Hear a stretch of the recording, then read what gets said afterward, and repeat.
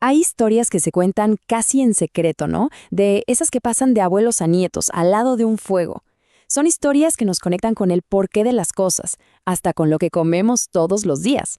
Hoy justamente vamos a meternos en una de esas leyendas, una que nos habla de un regalo que vino nada más y nada menos que de las estrellas. A ver, si lo pensamos, la mayoría de nuestros alimentos tienen una historia bastante directa. Salen de la tierra, los cuidan manos humanas, crecen con el sol, con la lluvia, o sea, son parte de nuestro mundo, de lo que vemos y tocamos. Pero, ¿y si les digo que hay un grano? Uno, que hoy es famosísimo por ser un superalimento, que según cuentan, no es de este mundo. Una leyenda andina muy antigua nos cuenta algo totalmente distinto. Así que preparémonos para sumergirnos en el origen celestial de la quinoa. Para empezar esta historia, tenemos que viajar muy, pero muy atrás en el tiempo. Allá arriba, en las cumbres de los Andes, entre los pueblos que vivían en esas tierras imponentes. En esa época, se cuenta que el pueblo aymara tenía una conexión muy especial con el cielo, que charlaban con las estrellas. Pero, de repente, algo raro empezó a pasar. Algo que alteraba la paz de todos y que nadie, pero nadie, sabía cómo explicar. Cada mañana, al despertar, se encontraban con una sorpresa horrible. Los campos de papas, que eran su principal alimento, estaban todos revueltos, las plantas arrancadas de raíz. La gente no entendía nada. ¿Era un animal nuevo? ¿Un ladrón que no hacía ruido? El misterio se hacía más grande cada noche. Pero ya sabemos cómo es esto. Cuando hay un problema, siempre aparece alguien dispuesto a hacerle frente. Alguien que dice, hasta acá llegamos. Y en este caso, fue un joven el que cuidaba las chacras que sintió toda la responsabilidad encima y se propuso resolver el misterio. Su plan era sencillo, pero había que animarse. Iba a pasar toda la noche despierto, escondido, para pescar al culpable con las manos en la masa. Tratemos de imaginar la escena, ¿no? La noche en los Andes. Un frío que te cala los huesos y un silencio total. La luna ahí como única testigo. Y el muchacho, con los ojos bien abiertos, peleando contra el sueño, sin sacar la vista de los sembradíos. Las horas debieron parecerle eternas. Y fue justo ahí, en el momento más oscuro de la noche, un ratito antes de que saliera el sol, que ese silencio se rompió.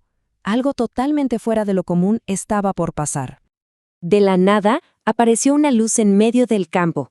Pero no era la luna, tampoco una fogata. Era una luz fuertísima, casi cegadora, que parecía tener vida propia, una energía de otro lado. El corazón de este joven seguro que empezó a latir a 1000 por hora. Y con la luz llegó también un sonido. Risas que sonaban como campanitas, voces de mujeres muy dulces, pero que hablaban en un idioma que él jamás había escuchado. No era aymara, no era quechua, era otra cosa, una lengua musical, tan rara y hermosa como la luz misma. Se acercó con muchísimo cuidado y entonces pudo ver qué era. No, no eran ladrones, tampoco animales. Eran 3 jóvenes hermosas que estaban ahí arrancando las matas de papa. Parecían humanas, sí, pero se notaba que no eran de ahí. Eran, sin ninguna duda, mujeres que habían bajado de las estrellas.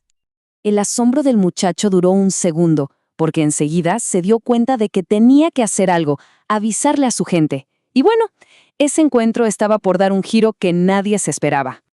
Resulta que en su bolso, en su chuspa, llevaba una campanita de emergencia. Sin dudarlo, la agarró y la hizo sonar. El tilín tilín cortó de golpe toda la magia de la noche. Las visitantes del cielo, claro, se asustaron, se miraron entre ellas y salieron corriendo. Y mientras corrían para volver a su casa, allá en el cielo, de sus ropas se empezaron a caer miles y miles de granitos chiquitos, como si fueran lágrimas de oro. No eran papas, claro. Era algo completamente nuevo, algo que la tierra nunca había visto. Fue su regalo, quizás como una disculpa o como una ofrenda para la gente de los Andes. Y así, con las primeras luces del día, la gente del pueblo encontró esos granos, los sembraron y así descubrieron la quinoa. Pero la historia, como se imaginan, es mucho más que el origen de una comida. Esta leyenda, como muchísimos mitos de los pueblos originarios de nuestro continente, no es solo un cuentito para pasar el rato. Es una manera de entender el mundo. Es una forma de hablar del cielo, de las estrellas, de lo sagrado, de esa conexión profunda que existe entre nosotros y el universo. Es, en fin, una manera de darle una explicación a lo inexplicable. La próxima vez que tengamos un plato de quinoa en la mesa, quizá nos acordemos de esta historia. Y nos deja pensando, ¿no? Cada alimento tiene su origen, su propio viaje. ¿Cuántas otras leyendas, cuántas otras historias de la Tierra, o quizá de las estrellas, estarán escondidas en lo que comemos todos los días?